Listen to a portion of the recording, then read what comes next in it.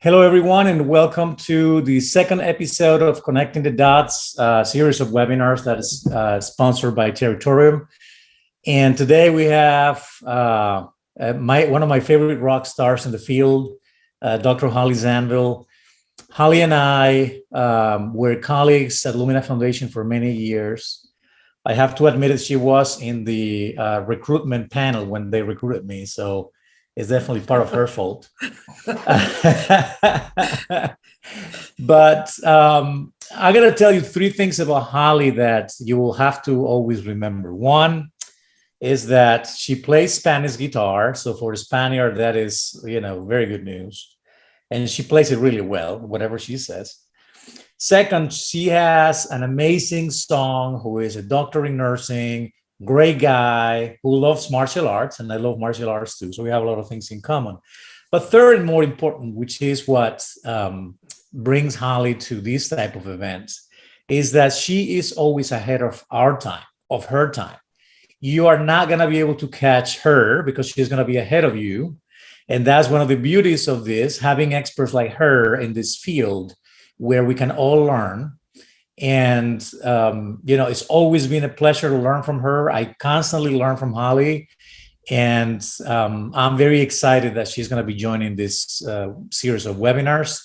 So without further ado, my friend Holly Zanville, one of the best experts in this, is going to take you through something. I'm going to be moving the slides. So if you hear Holly saying next, that's for me, that's not for you. And finally, there are two little things up there, the chat and the Q&A. If you have questions, please put them in the Q&A. We will entertain all the questions at the end. We're going to let Holly go through some slides, and then I'll be opening the Q&A session. All right, Holly, all yours. Thanks, Kiko. And I asked Kiko before we started was, don't tell too many secrets about me in your introduction. So kindly, he did not tell any secrets. So good afternoon, everyone. And I'm so pleased to be with you today. I actually have a short and a longer message today.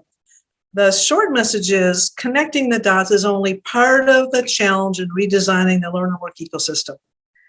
But the longer message is the US has a learn and work ecosystem, very decentralized, and it needs a major redesign.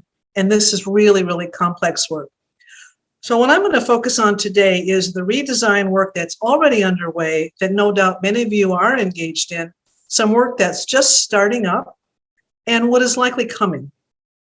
I like to use metaphors when I describe things, as Kiko knows, who when he worked with me at Lumina Foundation. So though I was tempted, as I thought about today, to talk with how to portray this kind of work, so I thought about talking about dots or bubbles that can burst and they need to be reblown, or gardens of innovation, or planes being built while you try to fly them. I decided to go with my favorite, trains. So apologies in advance for the many train metaphors that you're going to be hearing. So on then to the trains, the many trains of innovation that are literally burning track across the nation, and frankly, in many other nations, with destinations like blockchain, stackable credentials, digital badges, skills-based hiring, and competency and skills frameworks, the latter of which was actually the topic of Territorium's last webinar with Dr. Amber Duncan from the Competency-Based Education Network, or CBEN. So two trains that I'm most involved in right now that most of you may not know about yet are Credential as You Go, with a destination to build an incremental credentialing system in the US, and a digital wiki model learn and work ecosystem library with a destination to inform folks about our learn and work ecosystem. But before I briefly describe these, I'd like to share with you 4 drivers that are really stimulating the redesign of our learn and work ecosystem: a data degree-centric system, equity, credential expansion, and rapidly changing 21st century workforce needs. So the first driver, increasing recognition that the US has a data degree-centric system, a 4-tiered system of associate, bachelor's, master's, and doctoral degrees. Why is this a problem? Since we've had this system in place for some 200 years, because it takes too long and the cost is prohibitive. for many to complete, especially for learners who are also focusing on work, family, and other obligations. And our system does not recognize partial degrees, and often people without a degree are treated as if they have no learning. This can hinder their employment options and hinder further their furthering education. And I'm going to talk about this issue a little bit later. So the second driver that's really closely related is equity and the lack of fairness in our current system. 2019 census data informs us that about half of the adults in the US have no college credential. This, no, don't go here yet. Go back. These numbers actually may have increased due to COVID in the last 2 years, we're guessing. There were 81 million adults without any post-secondary credentials in 2019, and nearly 40 million with some college but no credential. This latter group, the some college, no credential group, was acquiring knowledge and skills that could potentially have been counted towards shorter-term credentials when they were enrolled in college. We don't have a system for recognizing this learning. There is a clear differential between students of color and their access to completing credentials in higher ed compared to white students. The largest proportion of those actually with some college and no degree are Black adults who also carry the highest debt owed. And 51% of white adults are degreed compared to Latinx adults who are 27% degreed. So I'm going to move now to the third driver, which is credential expansion. As Credential Engine reports, and that you can move to the next slide. Yeah, as Credential Engine has been reporting almost annually that the US credential landscape is increasingly confusing and chaotic. There are nearly 1 million unique credentials that are awarded from 4 types of credential providers. There are the post-secondary education institutions, the MOOC providers, the non-academic providers, and the secondary schools. The demand for new types of credentials, especially since the start of the pandemic, has really grown substantially in the last 5 years, driven in part by growing demand for certificate programs and alternative credential offerings. The number of open badges awarded, for example, nearly doubled from 24 million in 2018 to 43 million in 2020. That is just a huge increase. As the acceptance of new types of credentials has grown, a number of employers, mostly very large employers, have become learning providers in their own right, moving beyond training employees or providing tuition assistance to send their staff members to higher ed, to also developing their own curricula and expanding their publicly facing credentialing offerings. The fourth driver then is 21st century workforce changes. Our workforce, the next slide, is really different than it was 40 years ago. While employers still need workers with industry-specific knowledge and skills, of course, we often know these as technical or hard skills, employers increasingly are valuing 21st century skills. Names like human power, soft skills. There are probably 6 or 7 names that people are using for soft skills. Some employers are struggling to find workers with the knowledge and skills to enable their companies to remain competitive because the knowledge and skills needed are often not well documented or credentialed. And some workers are actually finding their knowledge and skills are no longer up to date, may even be obsolete. Clearly, the skills dilemma, what skills are needed for which industry sectors and job levels, and who provides them, has really important implications for workforce preparation and credentialing. Well, those are some of the key drivers for a needed transformation of our ecosystem. Many of us who are working in this space have begun to switch our attention from the case making, the problem side of the shop, to the solution side of the shop. So I want to talk about solutions now for a couple of minutes. This is a quick reminder for all of us about what is moving on these train tracks that are bringing solutions. So first, to the education providers. On the tracks for the education providers are solutions like stackable credentials, guided pathways, reverse transfer associate degrees, apprenticeships, career and technical education, digital badges, certifications embedded in degree programs, and many others. There are also a rash of trains that are carrying solutions to employers and workforce groups with destinations like skills-based hiring, job postings in the language of competencies and skills, building a diverse workforce, tuition assistance programs for workers needing to upskill, awarding employer credentials, internships and other work and learn programs, and partnering with higher ed to meet employer needs for upskilling. Then there are the trains with quality assurance solutions. Accreditation reforms to accommodate or at least consider non-degree credentials among the credentials that higher ed institutions offer, the standards boards in many fields, learning outcomes frameworks, licensing boards, national exams in various occupations and unions. And then there are the trains that are pulling heavy database cars. Actually think of these as the freight trains. They're trying to answer questions to inform us about how well our system is working or not working. There is data collected from education providers, mostly around enrollment and completion. Think about NCES and the National Student Clearinghouse. There are the job ads databases, the resume databases, wage and employability databases, gig worker databases, supply and demand databases, and the latest college return on investment database developed by the Georgetown University Center on Education and the Workforce. Well, I just sketched out 4 of these really large categories for you in the ecosystem, but we actually think there are at least 8 of these that make up the core of the US learner work ecosystem.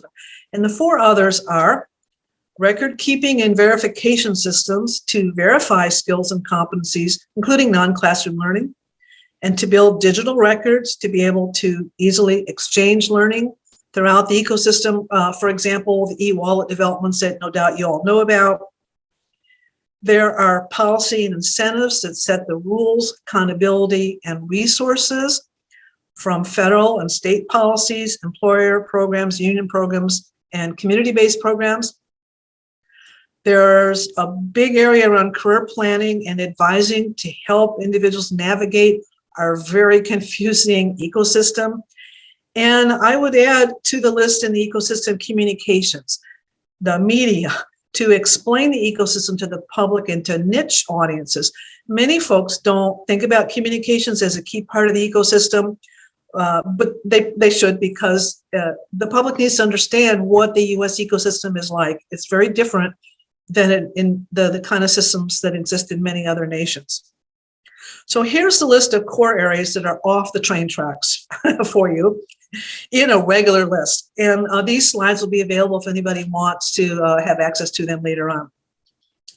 So I want to move now to more focus on this group of folks who are in the some college and no credential area. So many of you likely heard the National Student Clearinghouse report from a couple of weeks ago, actually, that indicated we have moved now from 36 million people, Americans, to 39 million in that category of adults who have some college and no credential. So there is much attention to trying to get 39 million adults back to complete degrees and other valuable credentials. But we should ask ourselves, how did 39 million people leave without a credential, any credential? Did none of them acquire useful learning along the way toward a degree before they stopped or dropped out? We hope there are faculty like the ones in this cartoon who are looking at the 39 million data and asking these questions. There was valuable learning for many of them, but we didn't recognize it. But we can credential as they go. So that's our ad for what we're moving toward in trying to understand the transformation that we think is needed in the US system. Start credentialing valuable learning milestones along the way. This is the transformation agenda that many stakeholder groups like these on this list that you're going to see are working on. To create a credential as you go incremental credentialing system, because we know that what we have now is not working for all the drivers and some others that I didn't mention that I really shared with you. So what are incremental credentials? They are credentials that capture learning as it's acquired along the learning pathway. And they formally recognize and connect that learning then to a larger context. They can be non-credit and credit-bearing, undergraduate and graduate level, and any size, from small units of learning through degrees. Given the limited time that I have to chat with you today, I'm not able to go into the details of implementing an incremental credentialing system on the ground, but I want you to know that there's a framework of at least 6 ways that workforce learning and credentials can be brought into credentialing pathways, where smaller credentials build into certificates and degrees, and where there can be intermediate credentials between degrees. Think important milestone markers. So let me interject for a moment a bit about the organization that's standing behind Credential As You Go. This work really started with a planning grant from Lumina Foundation when I was a strategy director there to SUNY Empire State. SUNY faculty from 2- and 4-year institutions developed the incremental credentialing framework that I just shared with you. And the framework is really a framework for testing. And so it may change with testing. So phase 2 of this work kicked off just this last September, funded by a 3-year federal grant from the U.S. Department of Education's Institute of Educational Sciences, a research arm. This collaborative initiative is led now by 3 groups: SUNY Empire State College's Center for Leadership in Credentialing Learning, the Corporation for a Skilled Workforce in Ann Arbor, and the Program on Skills, Credentials, and Workforce Policy at George Washington University, where I am. We also have a very large National Advisory Board. Right now, it totals 118 influencers in the ecosystem, and we're adding more to that group because we are really trying to influence the awareness and the movement toward incremental credentialing, and we're working with this advisory board to help us. So the phase 2 initiative is working first in 3 states, in New York, Colorado, and North Carolina, to rapid prototype incremental credentialing using the framework that I shared, to test the framework, to see if we can move to build an incremental credentialing system. There is a very large body of work that was portrayed best by that Credential As You Go umbrella that I just shared, and we're going to go back to that in the next slide. But let me share a bit about the map first. The first body of work under the umbrella is focusing on increasing the number of incremental credentials that are formally recognized in a group of colleges and universities in Colorado, North Carolina, and New York. So we're working with faculty at both 2- and 4 institutions. In green are the community colleges, and in black are the universities. And there's about an equal number of community colleges and 4-year institutions on our map. And this is just the first-year cohort. There will be additional institutions joining us in years 2 and years 3 of the grant. I would also add that Alabama has asked to join potentially Credential As You Go, and we're in a planning year with them to position them to join us. And we think that they will be joining in January. So the next time many of you might see this map, you will see Alabama's institutions identified on this as well. So the second under the umbrella is focusing on an understanding and support for incremental credentials through a national campaign. This is really aimed at 5 key audiences, although there are many audiences that care about these issues: as students, employers, state systems of higher education and institutions, policymakers, and workforce boards. A third and a main focus of this work is really research, that third one listed, studying the feasibility of incremental credentials and the impact on student outcomes. One of our key research questions is this one: will we have a fairer higher ed system if incremental credentialing takes off? We need evidence to move to scale, and this is a main focus of the federal grant that we received. So 4th area under the umbrella is providing training and technical assistance to help institutions and employers to design and integrate incremental credentials into pathways. A 5th one is around equity, to ensure that we create a more equitable and inclusive system that creates learner options without dead ends. A 6th one is to focus on policy change, especially state policy, to support incremental credentialing. As example, many of the public 4-year institutions need changes in statute, actually, to award even an associate degree to students who begin with them when they acquire the equivalent learning of an associate degree. Right now, many universities cannot offer that unless states give them the permission to do that. And we think that the new system of incremental credentialing is going to require that we really make these kind of changes at the policy level. And the 7th area under the umbrella is focusing on building trust by a range of different stakeholders in the quality of incremental credentials. And then last but not least, under the umbrella is building interconnections with related initiatives to leverage resources and improve the workings of our entire ecosystem. This actually is the critical connecting the dots work. In the 3 states that we're working most closely with, we did a quick landscape study in the last few months with them, and the states each identified more than 20 related initiatives in their states that must be coordinated and leveraged. I think one of the states identified 28 initiatives.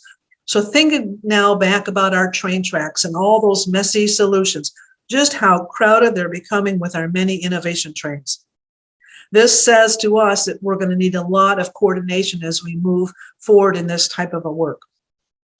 So to support Credential as You Go and many of the other efforts working to improve our learner work ecosystem, there's also side-by-side work to develop a wiki model, digital learn and work ecosystem library.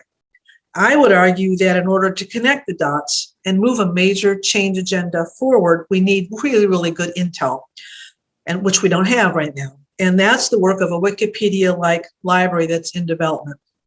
We recently completed a survey that we sent to a few hundred experts in the ecosystem around the US, and there were actually a few international folks we invited into the survey. So we asked them to rate 11 potential categories for importance, and you can see the categories which are listed here, and you can see the percent rating, which the highest rated at the top of the list. So these may end up being the key categories at the library, and you'll see the 11 in rank order here. But within these 11 areas, we identified 97, nearly 100, potential subcategories that we also asked our experts to rate for importance. And a lot of folks don't even know what all those words mean. They don't know where to go find information about them. But for people that are working to improve our ecosystem, the highway builders, if you would like that term, they need to know what those terms mean. They need to know where to go to get more information. So we're using the information that came out of the survey and through some other work that we're doing to inform the 3 components of the library. And on the next slide, I'm going to share with you that the 3 components of the library will be informing folks about the U.S. learner work ecosystem through knowledge about the key components and the subcomponents in the ecosystem, including links to other websites for further information. And we're envisioning like air traffic controller functions, where you might visit the library, learn some core information about key components and subcomponents. But if you want more information, we'll send you off to where we think might be the best places to go, because doing this on your own through Google searches is not very helpful right now, as some of you know. So we think that we'll be able to combine that kind of function along with the knowledge function. A second component at the library is going to be key projects that are working in this space to improve aspects of the ecosystem. And there are hundreds of projects. Many of them are national initiatives, but they tend not to be working in all the components of the ecosystem. Some may be primarily in the employer area. Others may be more focusing on credential providers. A third area may be developing platforms around navigation systems, particularly for students. So we want to identify what a lot of those are, and we're using a wiki model, keep this information updated. Right now, there is really no place you can go to get that information. And the third component of the library will be networks and alliances that have been focused on various of these components. Many of you are, I know, already collaborating among yourselves, and there are many important networks and alliances. Again, it would be helpful if we all knew who was working in what spaces, who to call, for example. And so that will be another component of the library. So that's a bit about 2 new trains of innovation that you'll be hearing more about if you haven't already, the Credential as You Go effort and the Learn and Work Ecosystem Library. And that's some about work already underway or starting up in the ecosystem. Well, to close, what I'd like to do is look forward with some trends. Some of these trends are actually already here, and the future is here. We kind of all know that, but there are some other things that are really coming. So we think that there will be growing recognition that many micro-credentials, like badges and certifications, industry certifications, are really critical in our learner work ecosystem. Contrary to the view by many that their add-ons are nice to do's, they're more than nice to do's. We're going to have to take seriously this set of developments around micro-credentialing. that includes badges and certifications.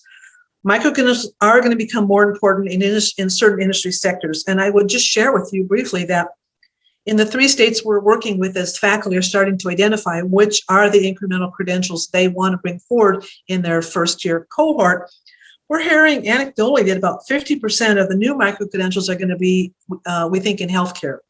There will also be a lot of growth in teacher education, cybersecurity, IT, and even veterinary tech areas, given the growth through COVID of everyone who got more pets. That's still my only explanation for why there's tremendous growth in vet tech areas. At any rate, certain industry sectors are going to be hit harder, and so it's going to be more uneven growth among micro-credentialing by industry sectors. A third area, a trend, will be that many graduates, employees, and employers will not be so interested in obtaining more formal credentials. Rather, we think they'll be focused on skill, domain development, and certifications, industry certifications. We also think that navigating the ecosystem is going to be much more confusing, especially for students and employers, for a lot of the reasons I've already shared, and that's going to require a lot of solutions to navigation issues. We also think there's going to be more efforts to embed micro-credentialing by providers outside higher ed. It's already happening. We think there's going to be more of it. This is going to add more confusion about who are all the players that are providing micro-credentials and what do they all mean and stand for. With the range of providers, there will be growing questions around quality and value. There already are. And accreditors will pay attention to, and they're going to reassess the review approaches. And some of you know that the Higher Learning Commission, which particularly serves institutions in the Midwest states, are already meeting with their board to consider approaches to looking at non-degree development. So it may not be just about degree programs. And many of the other credentialing groups are looking at that, as well as the standards group. So there's going to be much more activity among the folks in the accreditation and the quality range looking at these developments. There's also going to be a trend for much more growth at the graduate level. There already is some. The Council of Graduate Schools has recently received 2 grants. They're going to be looking at developments, particularly at the master's level, and particularly developing badges or micro-credentials that may be built in with both master's and doctoral programs. So you're going to be hearing a lot more about graduate level developments. There's going to be more R&D, research and development, on who's affected by all this micro-credentialing change, especially low income, race, ethnicity, gender, and age populations. And that's a big component, of course, of the Credential As You Go grant that I already shared with you. There is going to be growing pressure to digitize all valuable learning onto learner and employment records that will be portable and earned over a learner's lifetime. And if you don't have these 2 words in your vocabulary right now, we're going to have self-sovereignty discussions about how individuals over a lifetime will own their own records around their learning and employment skills that it may not be owned as much by colleges and universities going forward. Who will own them? And so that those issues around digitizing valuable learning onto our records is going to be a growing concern. And the last on the list of trends, these developments will be global. They are already now, but we're going to see many more nations that are jumping into micro-credentialing, changing their structures now to expand the array of, and they may not call it incremental credentialing like we are right now. New words may emerge, but this is not going to be a US only issue.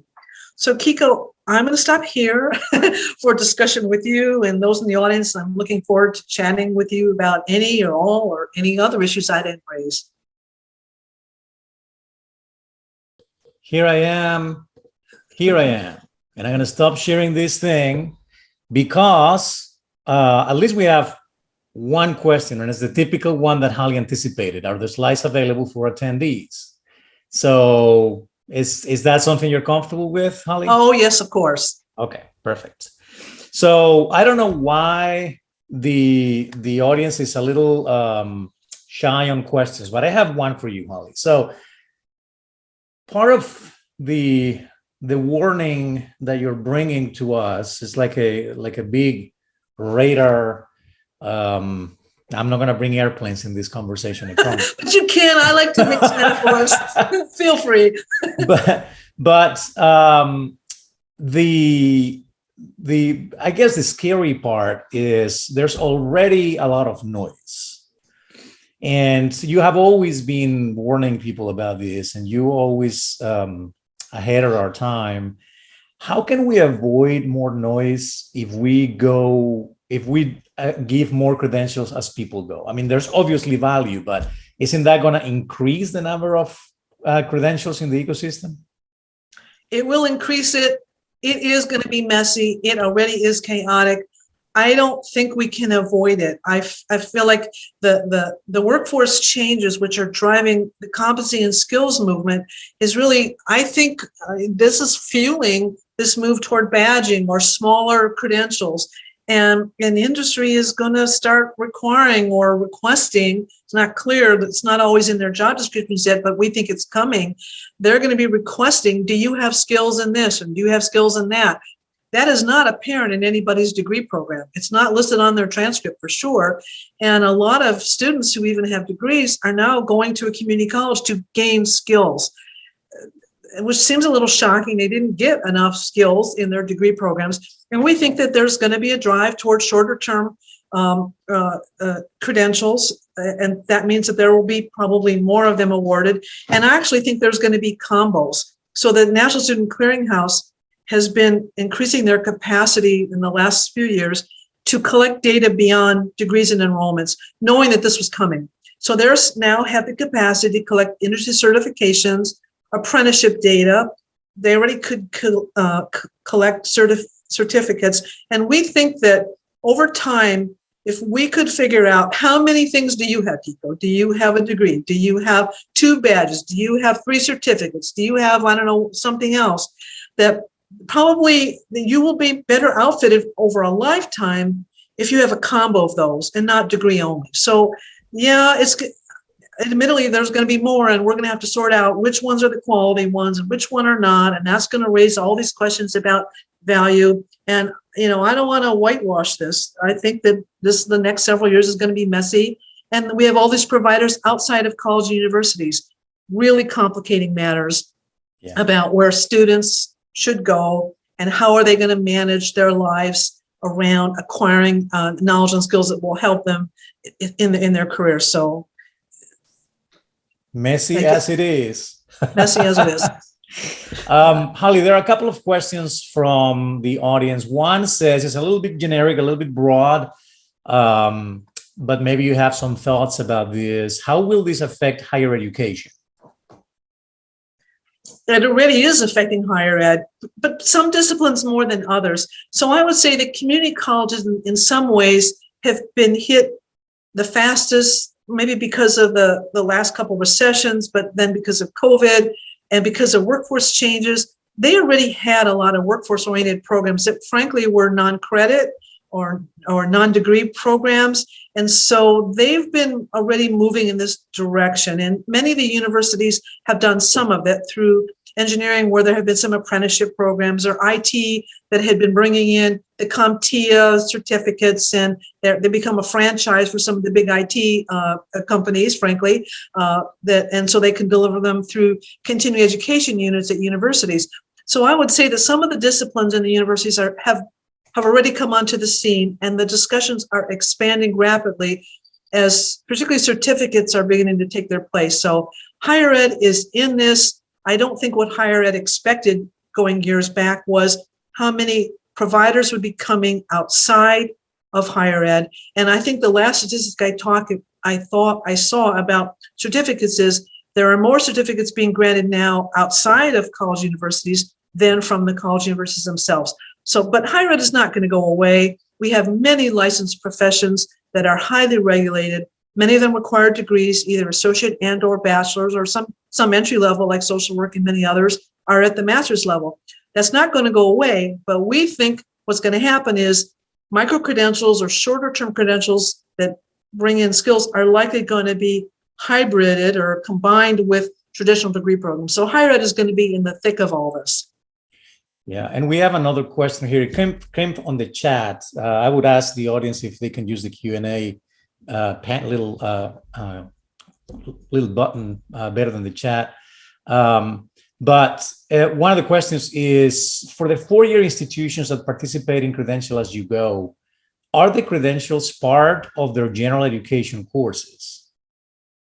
It's a really good question, but it's gonna depend on what credentials the faculty are developing. In some cases, they are developing some some that are oriented at general ed level, but some are oriented at upper division or pathways that go beyond what I would call general ed. Some are at the master's level. We think there'll be some at the doctoral level. There already are discussions around that. So it's kind of all of the above. And I would say some of the disciplines are more oriented toward this than others. So in healthcare, there's the CNA tracks, and then there are medical assisting, and there's several others that are beginning to open up these micro pathways before and or even if students maybe go into nursing at some point.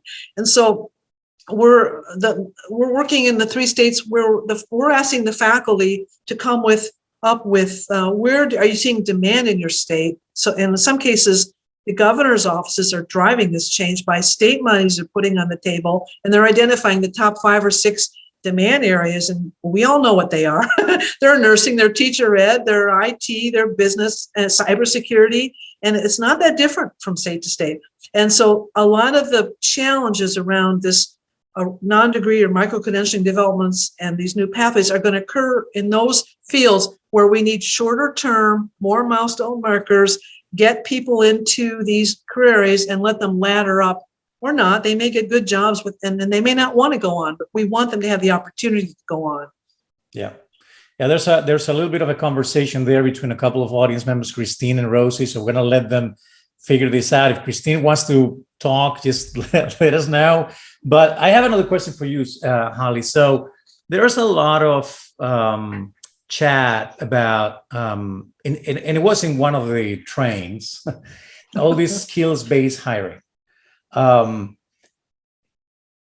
is that affecting today what and the institutions and the way they are providing their programs, and to what extent does that matter to one type of institution versus another type of institution, right? I've heard many times that research universities are less concerned with that maybe community colleges and junior colleges are more concerned with skills-based hiring. So tell us more about how you see that trend impacting the way universities and colleges provide their education. So that is a huge question, Kiko, as you know. But I would say that there is pressure from some big projects that are working with employers to help them understand what is skills-based hiring and how do they do that. And so part of that is a lot of the employers are now working with AI systems that are going to screen applicants, and they're going to screen your resumes. You're an applicant now going in for a job, and AI is going to screen your resume, your transcript, whatever, looking for certain skills they're looking for. But you may not know that, so you're not even describing your resume all that well. And now there's these new platform or websites that will help that you can submit your resume, submit a job that you might be going for, and the website will tell you what keywords you need to put all through your resume so that you can get through the robot, so you can hopefully have a real conversation with a real person for a job. So there's the introduction of AI, which is starting to impact a lot of HR hiring, and skills are definitely in that. But the job descriptions mostly are not written that way. So if a student is looking for a job, it's hard for them to know what skills or competencies the employer really wants. And so there's a lot of push, particularly from the U.S. Chamber, working with a lot of employers around the country to help employers write better job descriptions. But I would argue some of the IT companies, they know what skills they're looking for, and they kind of say they need to be certified in this or this programming language or whatever. But most of the other employers are not so good at that, but they're getting better at it, and that's one of the trends we're going to see. The other thing we're seeing in the employer side is the CEO will say, we don't require degrees anymore. But then the HR person will say, well, maybe they'll say we don't require them. But then the hiring person on the floor will only hire for degrees. So they don't even have agreement at some employers around what they're really requiring. And but then I think this is changing. SHRM and a lot of other groups are now working to better understand who's doing the hiring, and then what are they telling students and then the institutions about, is a degree really required or not? And the company line for many of the big companies is, you don't need a degree any longer for many. And, IBM is saying that, and Microsoft, several others are.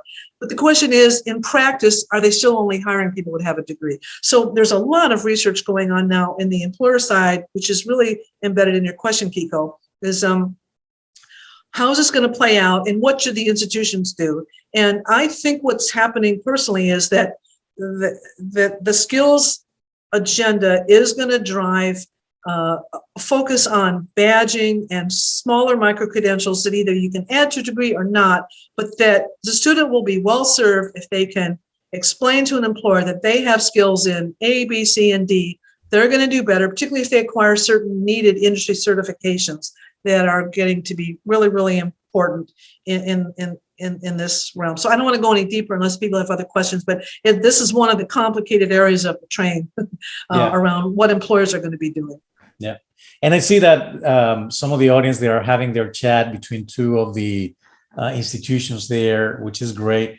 And one of them, although they're asking each other, I think one of the questions is relevant, because I'm pretty sure that you are very familiar with this. At some point in time, faculty need to be developed and trained on how to do these things. So what is your experience with both the type of training that faculty need to have to be able to do this kind of work, to be able to assign and grant badges? Tell us more about that, your experience on the side of faculty. Well, my most recent experience, of course, has been in the 3 states, Colorado, New York, and North Carolina. And as the faculty are starting now to convene around credentialing, it's clear that they need a lot of how-to. They need to understand more, particularly in their related industry sector and working with industry partners around what are shorter-term credentials, what will meet quality standards. There's a lot of questions about what makes for quality and value for a credential. How small should they go? What are they allowed to do? They're asking questions about accreditation. They're asking their registrar, are you even going to put the badge that I might develop? Is that going to go on our transcript? Not. Are they going to go to a third party? The student has to have a whole combination of these things. I think the faculty are needing professional development. That's one of the things Credential As You Go is working on, is identifying what are the key topics. We're developing some playbooks that will hopefully provide some how-tos. Even something as simple as, what do you call something? Some faculty in one state is saying, well, what are faculty in the other state going to call their things? And we're already finding they're all calling them, it's sort of the same thing, but they're using different words, which is not surprising. That's how we do things in the US. So we're trying to develop translators now. And there's not going to be a common definition of what a badge is and micro-credentials. So, some states will dictate, but in general, we're going to have to figure out, when you say micro-credential, and in Europe, they're using the term mostly not micro-credential. Often in this now, people here are using the word non-degree or non-credit or some other micro-pathway. So we're having to come up with a typology. This is one reason why this library we're working on, we think, will be helpful. So yes, we're going to need a lot of professional development. The work is starting, and this isn't new. Some of this work has been on the plate for some number of years. Otherwise, that stat I gave you about the growth in badges from 2018 to just 2020, like growth in 20 million. Someone's developing those. So there are a lot of faculty who kind of know what they're doing in this space, and there will be more of that. Yeah, and I see that there are some of the audience already talking about the need for a policy that the same name is used across the U.S. or industry uses. I guess that's how many of those holy grails are there. You have to really find something common in the U.S. I don't know. The only thing that's common in the U.S. is construction beams. Well, I would say the SUNY system did establish policy that their Board of Regents, their board, put out when they issued their policies on micro-credentialing.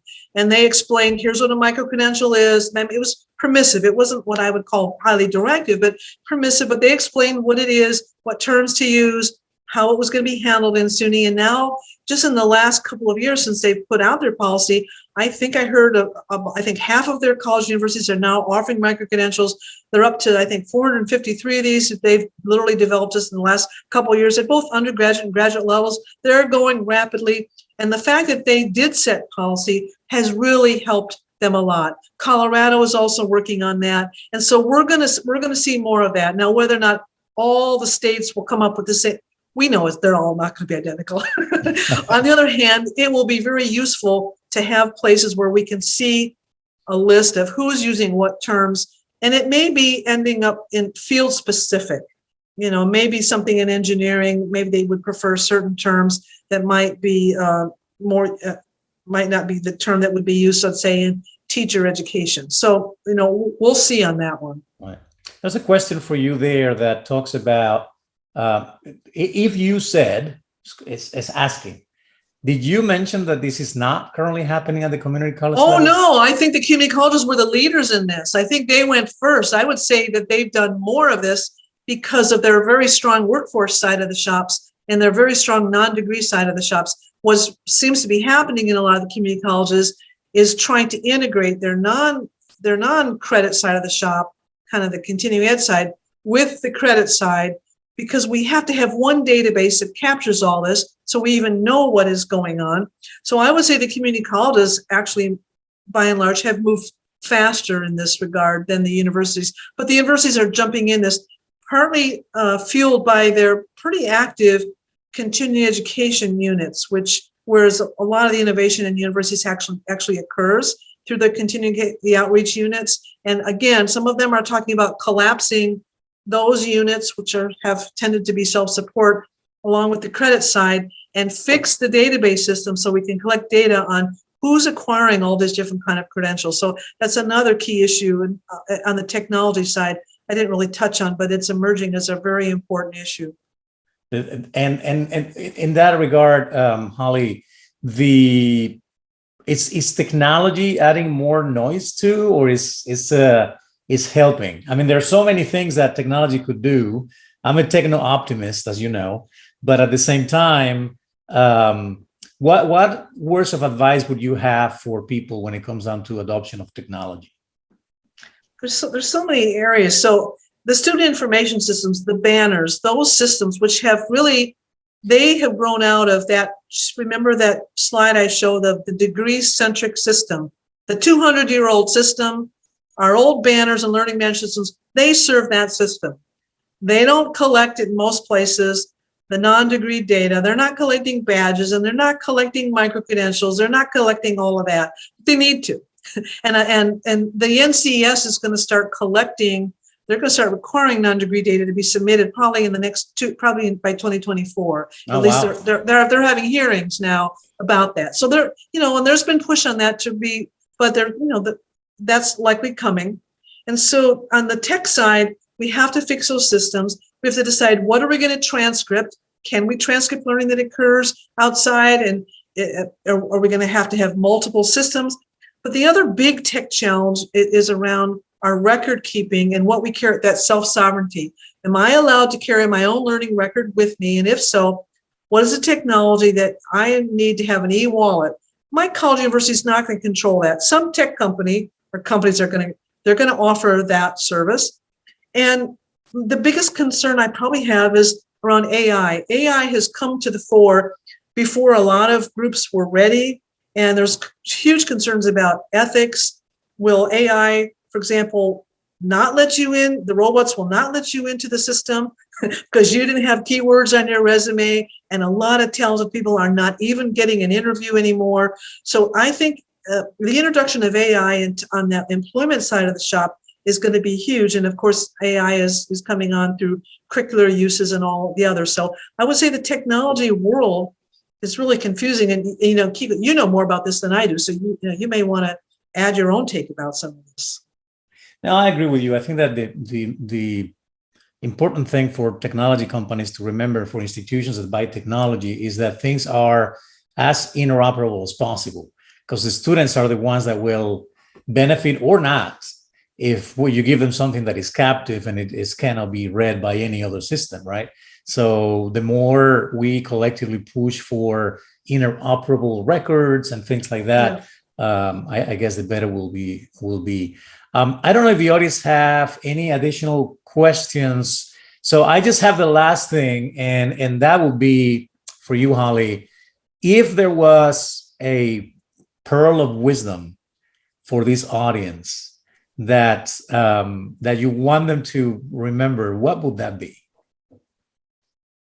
Oh my gosh, no one's asked me that question before, Kiko. I don't know. I think it was be embrace that we're living in a messy time, and don't, we have to accept that these train tracks are going to be full up. Someone's going to have to switch them so that we don't have crashes, and we're all going to have to get along and collaborate. We can't be competing so much.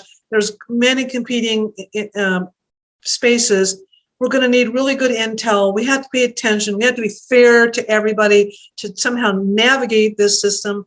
And we need to build a GPS system for credentialing and the work side of the shop. So, my best advice is accept that we don't have to all say the same words as long as we can communicate. And this is going to be messy the next 3 to 5 years. And that's the way. Maybe I'm impacted by COVID is what you have to accept. You have to accept certain things and try to work around it as best you can. Yeah. So that would be my advice. And I see we have a lot of people on here who are already pretty knowledgeable from your comments. So what we're in the middle of. Yeah. And so anyway, Holly, I really appreciate it. I hope that AI will not be in control of the switches for the trains. I hope that we have some humans that are dedicated to continue to think that students are really at the core of this, and that learning is what really matters. So I appreciate you very much. I've always thought that you will be an amazing panelist, or in this case, keynote speaker for this webinar series.